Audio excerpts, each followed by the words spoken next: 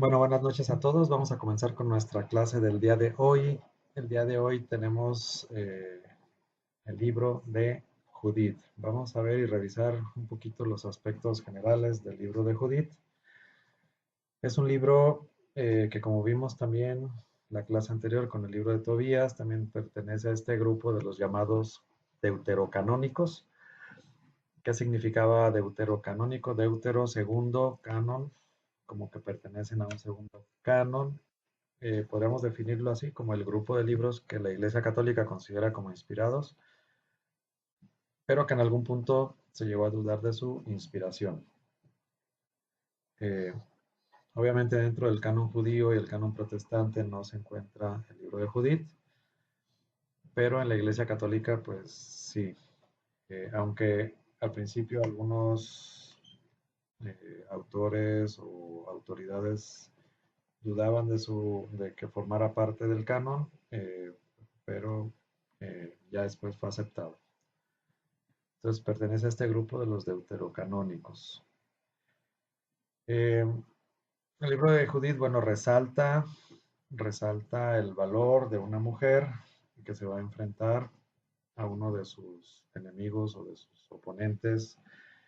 Y bueno, pues es un tema de contrastes, como una mujer viuda, débil, indefensa, dentro de una sociedad machista, patriarcal, en la que se encontraba, cómo podía enfrentar a un general poderoso que había conquistado toda la región.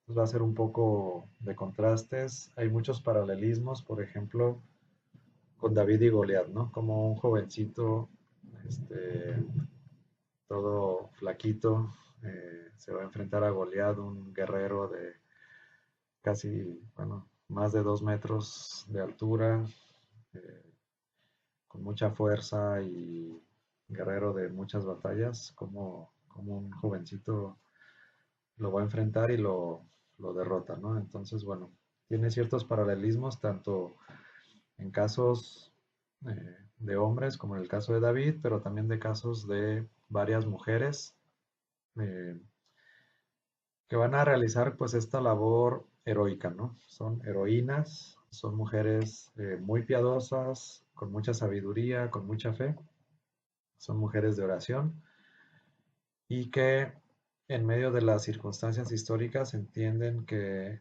su papel tiene que ser más protagonista y tienen que hacer algo. Y entonces, bueno, pues en resumen, la trama de la historia, pues es que ella se va a meter en la tienda de campaña de este general y le va a cortar la cabeza, ¿no? Así a resumidas cuentas, bueno, ya les spoileé la historia. Espero que en esta semana le den una leída.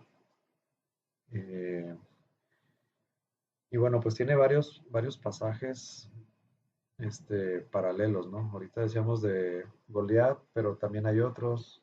Por ejemplo, en el caso de los jueces, hay una historia en el capítulo 4 de Débora y Barak, también que Císara, el general con el que estaban peleándose en esa época, pues también cae a manos de una mujer, ¿no? En este caso, Yael. Es una mujer que recibe después de la guerra, sale huyendo Císara y la mujer le da hospedaje y le pone o se pone una cobija encima y con un martillo y un cincel también le atraviesa la cabeza, ¿no? Entonces son paralelos, son narraciones o son textos similares, pero que no son exactamente iguales, pero pues no tienen cierto este, paralelismo. Cuando se escribió este libro, se supone que poquito después de la revuelta macabea, más o menos lo ubican entre el año 135 y 163 antes de Cristo, ¿no? Que fue un poquito después de esta revuelta macabea. Estamos hablando del segundo siglo antes de Cristo. Y bueno, pues ¿cuál era la finalidad de este libro? La finalidad era pues como dar ánimos, fortaleza en esas circunstancias que estaba viviendo el pueblo de Israel, que era este, la guerrilla, la lucha de los macabeos o las revueltas macabeas en torno a una cultura helenística, pues que se encontraba esparciéndose por todo el mundo que se conocía en ese momento. ¿Qué significaba la expansión helenística? Bueno, si se acuerdan, en la época de Jesús, el imperio que dominaba eran los romanos. Poco antes de los romanos, 1 o 2 siglos antes, eran los griegos. Después de, bueno, la época de Alejandro Magno y después viene toda esta cuestión helenística, le llaman así. La política de expansión del imperio griego no era solamente expandir su dominio militar, político, económico, sino que también los griegos tomaron la idea de expandir su cultura. Los griegos se caracterizaban, pues, eh, por su filosofía, por su teatro, por toda esa cultura que ellos tenían, su idioma, etcétera. Eh, por eso el Nuevo Testamento está escrito en griego, ¿no? Entonces, no era como los romanos, a los romanos solamente les interesaba como expandir su poderío militar, pero los griegos sí querían expandir su cultura. Entonces, en esta época de los macabeos, de los seleucidas, etcétera, vamos a ver una expansión de la cultura griega, no solamente el poderío militar, sino también una expansión. Si se fijan, hay varias construcciones en la época de Jesús y un poco, bueno, desde antes, desde esta época. Por ejemplo, anfiteatros, acueductos, teatros, construcciones griegas para la filosofía, el arte, los deportes, las olimpiadas, etcétera. Entonces van expandiendo ellos su idioma, que se va haciendo como el idioma más común, como el inglés ahora, pero no solamente el idioma, sino también la cultura, ¿no? La van expandiendo. Entonces, en esta época helenística es donde se va a desarrollar o se va a terminar de escribir este libro de Judith. Tiene ciertos anacronismos y ciertas explicaciones de, pues, algunas cuestiones ya técnicas desde el punto de vista literario. Eh, pero bueno, en la época se ubica más o menos ahí. Este, el autor, bueno, hay varias versiones, pero son aproximadamente o son 16 capítulos. Y hay pues algunas hipótesis y algunas teorías que, que no encajan muy bien. Bueno, por ejemplo, se menciona desde donde empieza. A ver, vamos a ver. Así empieza Judith. El año 12 del reinado de Nabucodonosor, que reinó sobre los asirios en la gran ciudad de Nínive. Arfaxad, que reinaba en aquel tiempo sobre los medos en el Bactaná. Entonces menciona a un rey Nabucodonosor, pero como que lo pone como rey de Asiria. Desde el punto de vista histórico, Nabucodonosor se le ubica más como rey de Babilonia. ¿Sí? Entonces, para empezar, el rey, como no lo presenta del lugar que es, ahí hay como un anacronismo o como algo que parecería llamar la atención. Y otra cosa que también llama la atención son las ciudades, ¿no? Las ciudades a las que va a... Hay 2 ciudades que presentaban resistencia y estas ciudades tampoco se encuentran eh, como en el mapa, ¿no? Como en el Maps. Bueno, ahorita los vamos a ver. Entonces, ¿qué significa que el rey no es de Asiria, sino de Nínive? ¿Y qué significa que haya 2 ciudades donde vive Judith? También el nombre de Judith significa judía, puede ser un nombre simbólico. Muy bien, ¿qué significa que, pues, todo esto, ¿no? Parecerían como errores, pero bueno, pues debe de tener su explicación. Más bien la tiene, ¿no? Nomás que hay diferentes teorías, diferentes hipótesis. Al parecer había un núcleo antiguo con los históricos, con los hechos más o menos como acontecieron, como sucedieron, una gesta histórica, una gesta heroica. También como género literario se ubica como la novela, eh, como un tipo de novela, este, porque nos habla pues de esta mujer y pues esta gesta heroica que realiza. Entonces, al parecer hay un núcleo muy posiblemente histórico, una base histórica, pero a lo mejor los relatos fueron cambiando o editándose a lo largo del tiempo. Pues puede ser que los reyes o los lugares cambiaban de tiempo en tiempo o se revisaba y a lo mejor ya no era el rey de esa época, sino que se actualizaba al rey de otra época o de otra región, acomodándose un poquito a las circunstancias actuales. Y también otra explicación que pudiera ser desde el punto de vista de cómo se elaboró el texto, otra explicación podría ser que ya con Judith se podría decir que ya empieza un poquito el género apocalíptico. Y una de las características del género apocalíptico es que está como encriptado, como oculto, ¿no? Entonces, sobre todo por cuestiones de persecución o si hablaban de ciertos reyes o en contra de ciertos imperios, pues entonces podían ser sujetos a ser encarcelados o muertos, ¿no?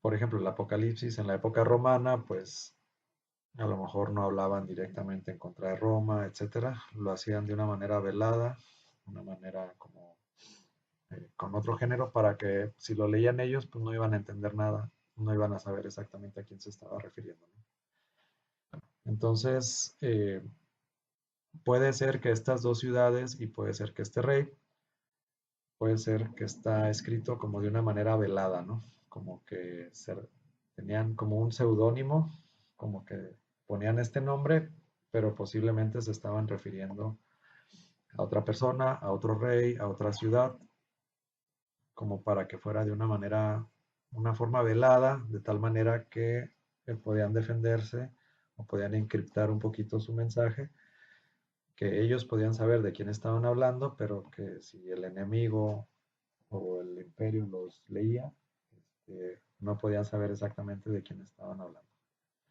Bueno, son ciertas explicaciones de cómo estas ciudades que no se encontraban en el mapa y este rey que de ser de Babilonia y de otra época, ¿no? Si se supone que se puso por escrito en la época helenística y eh, Nabucodonosor a lo mejor era más de la época del destierro, un poco antes, pues como que no coincide un poco ni las fechas ni los lugares, ¿no? Entonces esto hace como que aparentemente se dude un poco de su historicidad tal cual, pero se explica eh, a lo mejor con el género literario, que les decía, si ya tiene un poco de género apocalíptico, pues a lo mejor estas ciudades y estos personajes eh, están encriptados un poco, ¿no? Para que no se sepa exactamente de quién está hablando. Bueno, entonces esos son como términos generales acerca del libro. Ya dije un poquito el género literario, cuando se puso por escrito. Y el propósito. El propósito del libro básicamente es animar a la comunidad judía de la época helenística a que sigan perseverando en la oración, a que sigan perseverando en su fidelidad a Dios, porque algún día van a ser escuchados, ¿no? Y van a ser liberados, ¿no? Y van a poder llevar a cabo el culto que ya no podían, y van a ser liberados cuando menos de ese reino. Entonces dar ánimos a la comunidad que había o que estaba siendo oprimida por los griegos y en estas revueltas, en estas guerrillas, pues había como un poco de esperanza, ¿no? De poder resistir. Y esa sería yo creo que la finalidad, el dar un mensaje de esperanza para poder resistir en medio de la adversidad. Judith, la sabiduría que vence a la fuerza. O sea, una mujer que va a vencer a un militar experimentado, una mujer viuda y débil, que va a vencer a un militar experimentado, ¿no? Le va a cortar la cabeza. Bueno, hay cierta ironía en el texto. Hay muchos eh, textos que presentan cierta ironía. Ahorita les menciono algunos ejemplos. Teocracia, bueno, en una ciudad dominada por Dios, y el triunfo de la debilidad sobre el poder mundano. Esta sesión no solo es historias, un duelo entre dos visiones del mundo. Exploraremos cómo la arrogancia del poder imperial choca contra la providencia silenciosa de Dios, actuando a través de la mano inesperada de una viuda. Judith también tiene puntos en común con el libro anterior que vimos, bueno, hace algunas semanas vimos el libro de Ruth y Noemí, ¿verdad? Entonces, las dos son viudas, y entonces, bueno, pues tienen algo en común. También Judith va a ser viuda, y bueno, pues tiene su periodo de duelo, de tristeza, y luego siente el llamado para hacer una acción heroica. Bien, entonces el libro de Judith es una historia edificante en tiempos de crisis. Definición del género y el propósito. El libro de Judith no es una crónica periodística, sino una novela, lo que les decía, ¿verdad? El género literario es novela, pero la finalidad es propaganda religiosa. Escrita durante la resistencia macabea, aproximadamente en el siglo II antes de Cristo, lo que les comentaba más o menos en la fecha en la que fue puesto por escrito en su forma final. Digo en su forma final porque podía tener núcleos o textos más antiguos, pero que van evolucionando, se van compilando, se van reescribiendo y hasta el siglo II es donde terminan de ponerse por escrito. El género es una historia edificante o midrash, diseñada para fortalecer la fe bajo persecución. Bueno, acuérdense que estas historias se narraban también de boca en boca, y entonces, bueno, pues eran también como ejemplos, ¿no? Como para nosotros los católicos los santos, que nos sirven de ejemplo, para ellos también estas historias, estos personajes históricos y literarios, pues también eran parte de su día a día, y seguramente se contaban estas historias de boca en boca, ¿no? Cuando se juntaban en la noche, prendían la fogata, etcétera, pues todas estas historias circulaban. Recurso literario. Dice, los anacronismos son deliberados. Por ejemplo, Nabucodonosor como rey de los asirios, en lugar de los babilonios. El autor mezcla épocas para decir, el enemigo cambia de rostro, pero la amenaza es la misma, ¿no? Entonces, no importa tanto específicamente contra quién están peleando, sino que siempre hay alguien que los amenaza, siempre hay alguien contra quien están peleando, ¿no? Como que a lo mejor es como un resumen de la vida del pueblo de Israel, en donde siempre tiene un enemigo que lo está sometiendo. ¿Cuál es el propósito entonces? Enseñar que Dios no actúa solo en el templo, sino en la valentía de los fieles en tierras extrañas. Aquí no se habla ya del templo, porque bueno, pues con esta expansión helenística ya no tienen permitido celebrar el culto, eh, celebrar o ofrecer sacrificios, pero en donde se va a ver reflejado la fe, ya ahorita en este momento no en el templo, pero sí en la valentía de los fieles que oponen resistencia a las fuerzas griegas. ¿Quién es el antagonista entonces? ¿Contra quién están peleando? Bueno, van a pelear contra el rey Nabucodonosor y su general que se llama Holofernes. Los dos personifican la fuerza bruta, ¿no? Como ejércitos, una un ejército poderoso que ya expandió su poderío, si ven aquí, todo el Oriente Medio. Y entonces en esa fuerza física del ejército y esa fuerza física que también tenían ellos, sobre todo Holofernes, que era el general, que seguramente había sido guerrero, etcétera. Entonces tiene una fuerza física él en lo personal, pero sobre todo como ejército, ¿no? Es un ejército que se ha convertido en un imperio y bueno, pues que tiene una fuerza como ejército para poderse expandir. ¿Qué es lo que quieren? Destruir a todos los dioses de la tierra para que solo Nabucodonosor fuera adorado. Fíjense, aquí empieza pues también que la idea de que el rey era Dios y que debería de ser como adorado, ¿no? Entonces tratan de expandir su cultura, pero también al mismo tiempo tratan de destruir los templos, las religiones, los ídolos, todo lo que ven así, lo tratan de destruir o no permitir que se ofrezca ese culto, pero para ellos ir imponiendo poco a poco su cultura y su religión, pues esto de creer que el rey Nabucodonosor fuera rey, debería, o fuera Dios, debería de ser adorado, ¿no? O sea, el rey debía de ser adorado como si fuera Dios. Es un orgullo blasfemo, ¿no? Decir que ellos son dioses. Y el imperio representa la eficacia técnica y el miedo, exigiendo sumisión total. Entonces, bueno, pues todos los pueblitos, imagínense un imperio de este tamaño, expandiéndose pues en pueblitos en zonas rurales muy pequeñas.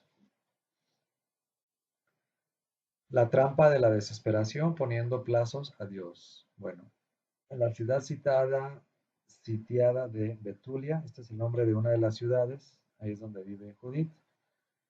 Ciudad que, como les mencioné, no se encuentra en algún mapa ni de la época actual ni de la época antigua. O sea, no se ubica la ciudad, que puede ser un nombre simbólico también, o un nombre que nadie conoce. El miedo corroe la fe. A lo mejor fue cambiado este nombre, ¿no? Para que no se ubicara exactamente de qué ciudad se estaba refiriendo. Los líderes encabezados por Osías cometen un error teológico grave. Dan a Dios un ultimátum de 5 días para salvarlos. Le ponen plazo a Dios, ¿no? Los líderes tienen una fe frágil y transaccional, como que si tú me das, yo te doy. Si me das en 5 días, entonces sí te seguimos, ¿no? Como un Dios milagrero. Dios nos sirve o nosotros le servimos a Él. ¿Cuál era el peligro? Bueno, la tentación de rendirse ante el realismo político cuando Dios parece guardar silencio, ¿no? Entonces, si no les contestaba en 5 días, pues entonces, ¿qué iban a hacer? Pues rendirse, ¿no? No les parecía que no les quedaba de otra. Y sin embargo, ya en el capítulo 10 aparece la protagonista del libro, Judith, que se traduce como la judía. Cuando los hombres se rinden, aparece una mujer. O sea, los hombres pues ya están haciendo cálculos y pues ven que no tienen manera de resistir o seguir resistiendo ante un ejército tan poderoso. El nombre de la mujer, Judith, significa la judía y ella es la personificación de la nación fiel. Bueno, entonces no es la primera vez que se personifica todo Israel, está representado en esta mujer. Algún paralelismo podríamos decir, a lo mejor Apocalipsis 12, donde la mujer que le aplasta al dragón en el Apocalipsis, que se relaciona con Génesis 3. eh, Nosotros como católicos luego vemos a María representada en esa mujer de Apocalipsis y seguramente que sí es María, pero también otra interpretación podría representar esa mujer de Apocalipsis 12 a todo el pueblo de Israel o el nuevo Israel. Entonces no es la primera vez que una mujer es representada también o representa a todo el pueblo de Israel. Pero personifica no solamente Israel, sino la nación fiel, ¿no? El pueblo fiel, el resto fiel, que sí sigue cumpliendo los mandamientos, etc. ¿Cuál es el estado de esta mujer? Es viuda, es rica y es hermosa, ¿no? Tiene tres características: viuda, rica y hermosa. A lo mejor en la actualidad, pues sería como un ideal, ¿no? Viuda, rica y hermosa. Pero en la época en la que ella vivía, pues era una mujer que ya no tenía un marido, que se quedó sin hijos, no tuvo hijos, y entonces, pues, eh, sufría el escarnio de la población, o ella se sentía mal por no haber procreado hijos. Y bueno, pues siempre estaba dependiendo, ¿no? De alguien. En esa época, pues como que era normal que dependieran de alguien. Afortunadamente, bueno, pues era rica, pero acuérdense que las viudas eran las más personas más vulnerables, ¿no? Pero ella en su condición parece que sí tenía recursos. En su carácter posee una fe lúcida y exigente. No confía en su fuerza, sino en su pureza ritual y la fidelidad a la ley. Entonces, era una mujer de mucha oración, mucha oración. Todos los días se la pasaba haciendo oración. Eh, una fe pura, pero sabe que es débil y toda su confianza la tiene puesta en el Señor, pero sabe que el Señor puede actuar a través de ella. Es Dios quien actúa, no ella. ¿Cuál es la paradoja o la ironía que encontramos aquí? Dios elige lo que el mundo considera débil, una viuda sin protección, o sea, pues sin nadie, para avergonzar a los fuertes, ¿no? Esto se parece, pues, más o menos también a este, 1:27 dice: ha escogido Dios más bien lo necio del mundo para confundir a los sabios, y ha escogido Dios lo débil del mundo para confundir lo fuerte. Lo plebeyo y despreciable del mundo ha escogido Dios, lo que no es, para reducir a la nada lo que es, para que ningún mortal se gloríe en la presencia de Dios. De él os viene que estéis en Cristo Jesús, al cual hizo Dios para nosotros sabiduría de origen divino, justicia, santificación y redención, a fin de que, como dice la Escritura, el que se gloríe, gloríese en el Señor. Bueno, esta cita del Nuevo Testamento que dice, eh, ha escogido Dios lo débil del mundo para confundir a lo fuerte, ¿no? Entonces así aquí vamos a ver lo débil que va a combatir a lo fuerte. Lo débil, una viuda débil, sin marido, en un pueblito chiquito que va a combatir a un general de un ejército poderoso, ¿no? Lo más débil va a combatir a lo más fuerte. También como David y Goliat, ¿no? El muchachito que apenas está bien flaquito y apenas puede caminar contra un guerrero de más de 2 metros de altura. Bueno, la reprensión, tenemos una fe incondicional. Dice Judith, ustedes han puesto a prueba al Dios Todopoderoso, porque le habían dado 5 días, ¿verdad? Si Él no quiere ayudar si Él no quiere ayudarnos en 5 días, tiene poder para hacerlo cuando quiera, ¿no? Como diciéndole, ¿cómo le van a ustedes poner una fecha, un ultimátum a Dios cuando Él tiene el poder para hacer lo que Él quiere cuando Él quiera, ¿no? Entonces, Judith va a actuar, siente el llamado. También esta es otra enseñanza, ¿no? En medio de las circunstancias difíciles, Judith siente el llamado de hacer algo temerario y hasta riesgoso, ¿no? Para su propia vida, pero siente ella que tiene que actuar. Es una mujer de fe, es una mujer sabia, cercana con Dios, y siente ese llamado a realizar esta misión específica. Judith actuará con confianza total, aunque Dios no concediera lo pedido. ¿Cuál es la lección teológica? La verdadera sabiduría reconoce que Dios es soberano, no una herramienta de emergencia. La fe no es esperar pasivamente, sino actuar asumiendo riesgos sin garantías humanas, ¿no? A veces le pedimos a Dios que nos conceda todo, pero nosotros no ponemos nada de nuestra parte. O peor aún, a veces le pedimos a Dios que Él haga lo que nosotros queremos, ¿no? Y entonces no dejamos a Dios ser Dios, sino que nosotros nos convertimos en Dios y queremos que Dios solamente nos cumpla el milagro que nosotros queremos que nos cumpla. Bueno, es una fe infantil, ¿no? El arma secreta, bueno, la ironía y la seducción. El plan de Judith no es militar, es psicológico y va a utilizar la belleza como arma estratégica y la ambigüedad en sus palabras.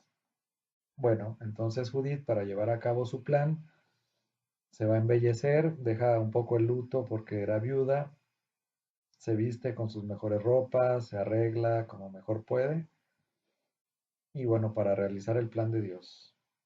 Luce impecable, ¿no? Luce súper atractiva. Y en las palabras, pues va a ser cierta ironía, ¿no? Esta ironía que es propia del libro. Holofernes,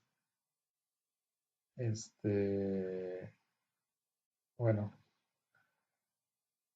Judith dice, Dios cumplirá su juicio en uno de los diálogos. ¿Qué es lo que interpreta Holofernes? Ah, yo voy a ganar en esta batalla, ¿no? Pero Judith no se refiere a, a Holofernes, sino se refiere a su Dios, ¿no?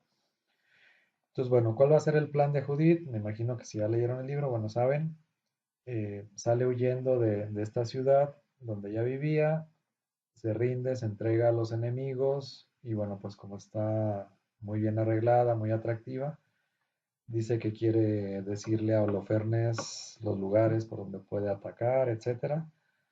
Y entonces por su belleza, pues le abren camino y pues llega a pasar hasta la tienda de Holofernes y ahí la recibe muy bien Holofernes y empieza a platicar y bueno, pues se gana su confianza y la deja que se quede a dormir ahí en su tienda de campaña.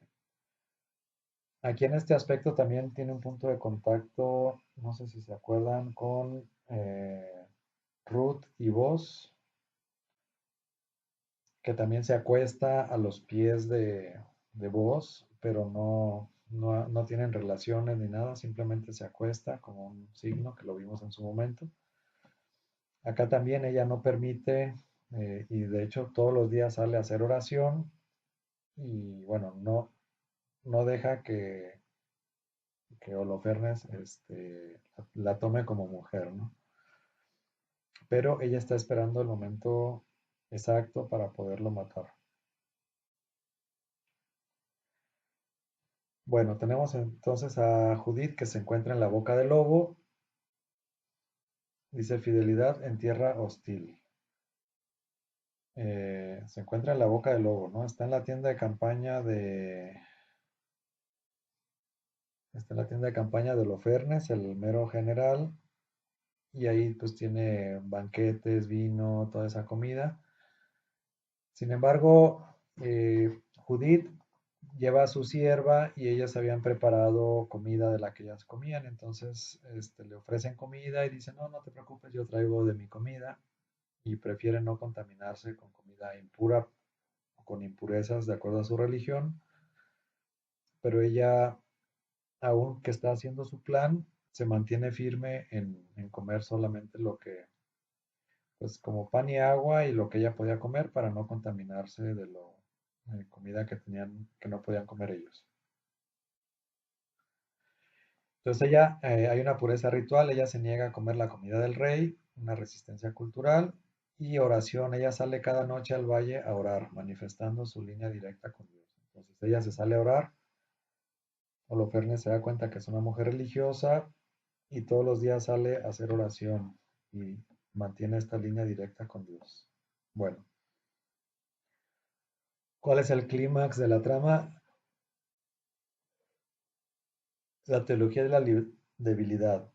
El Señor lo ha herido por la mano de una mujer. Bueno, pues un día que Holofernes toma unas copas de más, entonces Judith dice, pues ahorita es el momento, ¿no? Le quita su misma espada y ya que está bien dormido, pues le da con todas sus fuerzas y le corta la cabeza.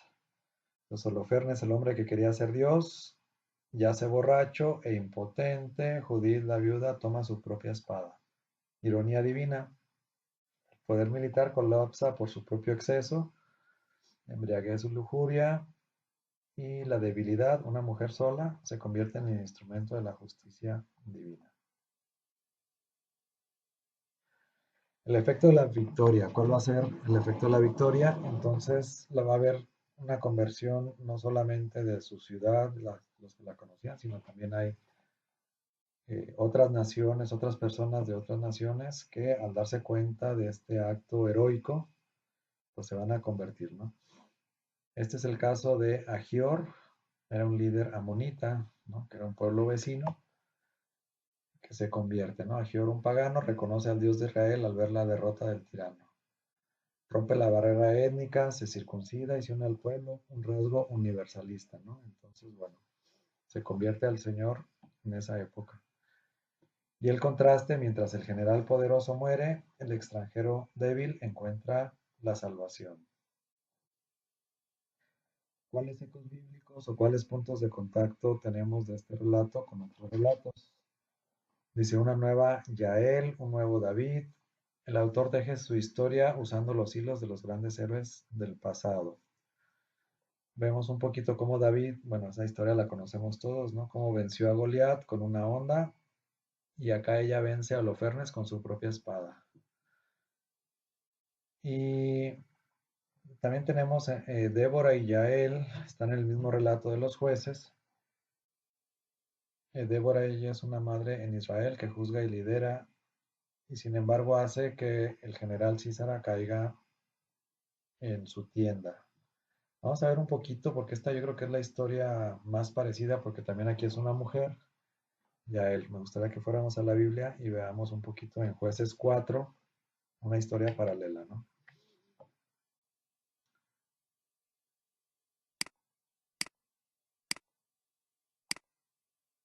Tenemos aquí en Jueces 4 la historia de Débora y Barak, van juntos. Débora es la juez y Barak era un general eh, en esa época de los jueces. Entonces, bueno, lo pueden leer en su casa, pero bueno,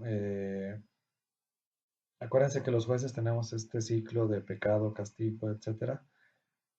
Pero Débora le pide a Barak que vaya. En aquel tiempo, Débora, una profetisa mujer de Lapidot, era jueza o juez en Israel. Se sentaba bajo la palmera de Débora entre Ramá y Betel, en la montaña de Efraín, y los israelitas subían donde ella en busca de justicia. Bueno, ella era una juez. Y esta mandó llamar a Barak, hijo de Abinoam, de Kedes de Neftalí, le dijo: ¿Acaso no te ordena Yahvé, Dios de Israel? Vete y en el monte Tabor recluta y toma contigo 10,000 hombres de los hijos de Neftalí y de los hijos de Zabulón. Yo atraeré hacia ti, como en Galilea, ¿no? Ya es que decían de Galilea, tierra de Zabulón y tierra de Neftalí. Yo atraeré hacia ti al torrente Quizón, a Sísara, jefe del ejército de Yabín, con sus carros y sus tropas, y los pondré en tus manos. Entonces todo esto le dice Débora a Barak como una especie de profetisa, ¿verdad? Y Barak le responde: si vienes tú conmigo, voy, pero si no vienes conmigo, no voy, porque no sé qué día me dará la victoria el ángel del Yahvé. Como diciendo, ven conmigo para que me digas exactamente qué día. Y ella dice: iré contigo, solo que entonces no será tuya la gloria del camino que emprendes, porque Yahvé entregará a Sísara en manos de una mujer. Bueno, entonces, Débora es la juez, profetiza, Barak es el general del pueblo de Israel. Y bueno, pues ya adelante, Barak convoca, recluta, se van a la batalla. Y bueno, pues aquí platica un poquito la batalla. Y luego en el versículo 17 dice, bueno, ya cuando sale huyendo Císara, que era el general enemigo, dice: pero Císara huyó a pie hasta la tienda de Yael, mujer de Heber el Kenita, porque reinaba la paz entre Yabín, rey de Hazor, y la casa de Heber el Kenita. Yael salió al encuentro de Císara y le dijo: entra, señor mío, entra en mi casa, no temas. Y entró en su tienda y ella lo tapó con un cobertor. Él le dijo: por favor, dame de beber un poco de agua porque tengo sed. Ella abrió el odre de la leche, le dio de beber y lo volvió a tapar. Él le dijo: estate a la entrada de la tienda, y si alguno viene, te pregunta y te dice: ¿hay alguien aquí? Responde que no. Pero Yael, mujer de Heber, cogió una clavija de la tienda, una estaca, ¿no? tomó el martillo en su mano, se lo acercó callando y le hincó la clavija en la sien hasta clavarla en la tierra, ¿no? Entonces era una estaca muy grande para que atravesara todo el cráneo. Lo pone en la sien, me imagino que estaba César acostado de ladito, y lo dejó clavado hasta la tierra, ¿no? Dice, él estaba profundamente dormido, agotado de cansancio, y murió. Cuando llegó Barak persiguiendo a Sísara, ya él salió a su encuentro y le dijo, ven aquí te voy a mostrar al hombre que buscas. Entró donde ella y Sísara yacía muerto con la clavija en la sien. Así humilló Dios aquel día a Yabín, rey de Canaán, ante los israelitas. Bueno, pues esta es la historia paralela de Yael. Sí se parece mucho. Si vemos en, en Judith 10,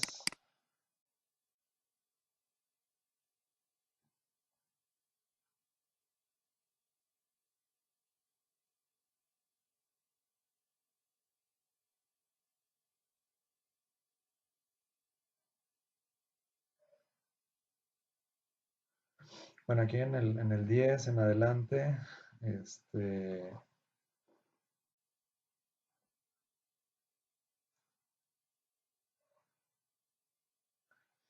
dijo Holofernes, bebe pues y comparte la alegría con nosotros. Judí respondió, beberé, Señor, pues nunca desde el día en que nací, nunca estimé tanto mi vida como ahora. Y comió y bebió frente a él, sirviéndose de las provisiones que su sierva le había preparado. Holofernes, que se hallaba bajo el influjo de su encanto, bebió tan copiosamente como jamás había vivido en todos los días de su vida. Entonces Holofernes se embriaga.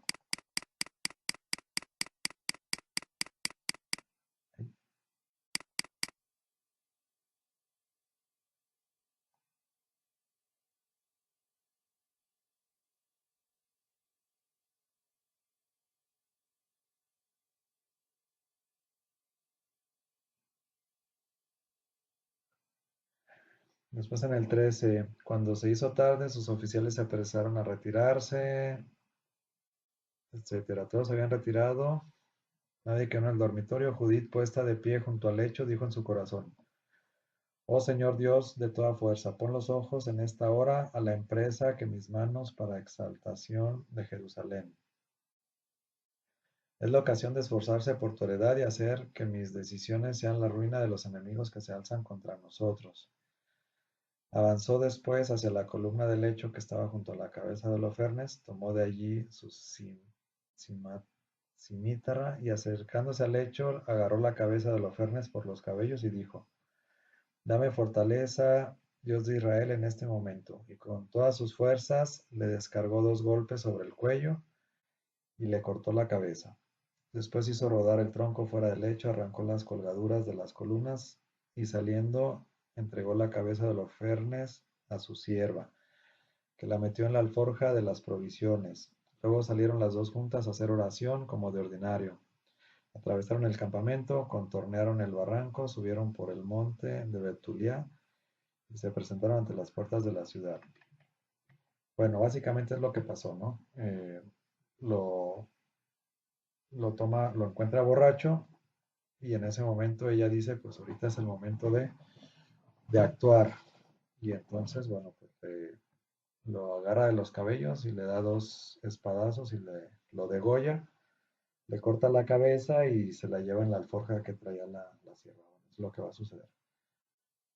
Un poquito parecido, ¿no? Ya él lo deja con una estaca en la sien y acá Judith le va a cortar la cabeza y se la va a llevar a su ciudad, a su pueblo. Bueno, tras la victoria, Judith no funda una dinastía ni pide un cargo político, devuelve el botín al templo y regresa a su vida de viuda. Entonces ya cumplió su misión y ya regresa a su vida ordinaria.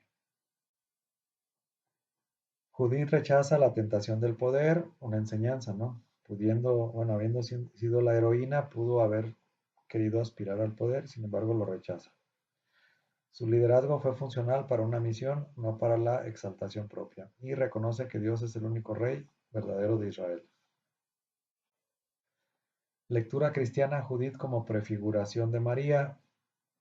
¿En qué se parece? Bueno, pues Judith y María. Bueno, pues eso es como una prefigura, ¿no? Ambas son mujeres humildes y las dos aplastan la cabeza del enemigo, ¿no? En eso se parecen. Que ambas son mujeres humildes, de oración y entienden cómo tienen que actuar en ese momento. Creo que sería como el denominador común. Judith entiende que lo que tiene que hacer es decapitar al general que los quiere invadir.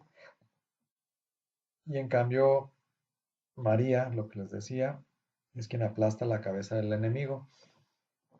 Esta es la figura que les decía desde Génesis 3:15. En el Génesis, cuando el protoevangelio, cuando Dios castiga a la serpiente y dice, y aquí que la mujer te acechará, te aplastará la cabeza mientras tú acechas su calcañar, mientras tú buscas su talón, ella te aplastará la cabeza. Eso dice el Génesis cuando Dios está castigando a la serpiente. Y en el Apocalipsis 12, pues dice aquí que la Virgen, bueno, apareció en el cielo una señal y aparece esta mujer, ¿no? Del Apocalipsis y aparece un dragón que la quiere devorar a ella. Bueno, entonces, pues tienen algunos rasgos en común, la fe, la oración y algunos textos y eh, sí, algunos textos como se siente escogida para realizar y para llevar a cabo esta misión para gloria del pueblo de Israel, ¿no? Dice aquí en Judith 15:9, tú eres la gloria de Jerusalén, tú la alegría de Israel, tú el orgullo de nuestra raza, ¿no? Y la iglesia aplica este mismo elogio a María en la liturgia, esta cita de Judith. Entonces, bueno, pues tienen ahí algunos rasgos en común. Cada una cumplió su misión de acuerdo a lo que pensaba. María dando a luz a Jesús, el Mesías, el Hijo de Dios, segunda persona de la Santísima Trinidad, y Judith arrancando y decapitando al enemigo en ese momento, que era el ejército enemigo, y María aplastando la cabeza del enemigo, ¿no? De la antigua serpiente. Bueno, claves para resumir el aprendizaje. Género literario, identificamos a Judith como una historia edificante, donde la verdad teológica prima sobre la precisión histórica. Entonces, tenemos una historia edificante en forma de novela, donde es más importante la enseñanza que si era rey de aquí o si era rey de acá, o si esta ciudad existía o no existía, eso como que pasa a segundo término. Lo más importante es la enseñanza que se desprende de esta narración. Tenemos una ironía divina, comprendemos cómo Dios usa la doblez y la debilidad para desmantelar la fuerza bruta, ¿no? Como Primera de Corintios. ¿Y cuál es la actitud de fe? Debemos contrastarnos la fe transaccional de Osías con la confianza incondicional de Judith. Osías le pone plazo a Dios y en cambio Judith pone su confianza plena en Dios.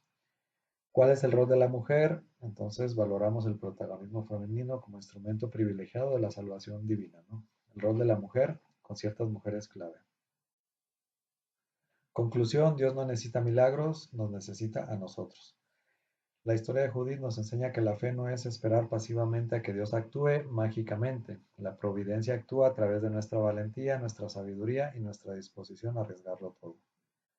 ¿En qué situaciones de tu vida estás tentado a ponerle plazos a Dios en lugar de actuar con la confianza radical de Judith? Es buena pregunta, ¿verdad? A veces queremos un Dios milagrero que nos cumpla inmediatamente lo que nosotros le pedimos. Bueno, pues con esto eh, terminaríamos la presentación del día de hoy. De tarea terminen de leer el libro en su casa y pues bueno, serían los aspectos más importantes o los puntos claves a resaltar para cuando realicen esta lectura. Pongan atención entonces con los puntos de contacto tanto del Antiguo Testamento como del Nuevo Testamento. Y bueno, pues ya está muy cerca el libro de Judith en el siglo II, está muy cerca del nacimiento de Jesús y entonces se les conoce como textos, bueno, como intertestamentarios o muy cercanos entre el Antiguo Testamento y el Nuevo Testamento, ¿no? Están muy cercanos por su fecha de composición. Entonces tiene puntos de contacto tanto en el Antiguo Testamento como con el Nuevo Testamento. A ver si los pueden ubicar, identificar cuando realicen su lectura. Bueno, pues terminamos el día de hoy, entonces nos ponemos en la presencia del Señor, en nombre del Padre, del Hijo y del Espíritu Santo. Amén. Dulce Madre, no te alejes, tu vista ni me apartes. Ven conmigo a todas partes y solo nunca nos dejes. Ya que nos proteges tanto como verdadera Madre, haz que nos bendiga el Padre, el Hijo y el Espíritu Santo. Amén. Muchas gracias a todos, nos vemos, que descansen, buenas noches.